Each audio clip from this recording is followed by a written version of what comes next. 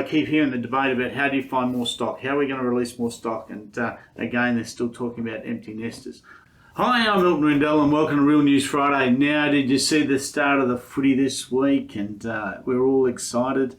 West Coast Eagles fans and Freo fans have to wait till next week when the supposed first round, the real round, starts. Oh, it's so confusing.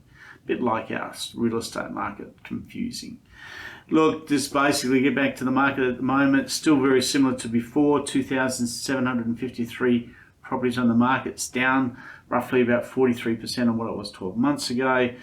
Last week there's 871 sales. Interesting breakdown of properties that are sold. Last week 622 houses, 189 units and 51 blocks of land.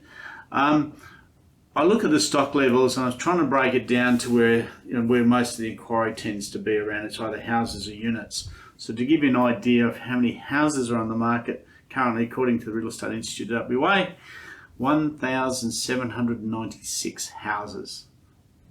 Units, 618. Not worried so much about the land, but they're the two main ones, and they're the ones that most people talk to us about, and it's obviously a concern. Again, I keep hearing the debate about how do you find more stock? How are we going to release more stock? And again, they're still talking about empty nesters. I suggest to everybody out there to place pressure upon the government, particularly the state government, to try and do something to do with stamp duty to help older people be able to move on, to reduce their costs of moving. I think that's one of the parts. The second part is I think you need to place pressure on them to get faster approvals through state locals for new development, which would help house these people. And I'm talking about older people as they're moving on, retirement villages, etc. A lot of that needs to be accelerated. If we can do that, I think we can certainly help the housing shortage. I'm talking about houses as in shortage of those, because there are literally thousands of homes sitting out there with one person in it. The last thing I think also on federal level needs to step in and say, hey, guess what? We understand you're going to sell your house for $2 million.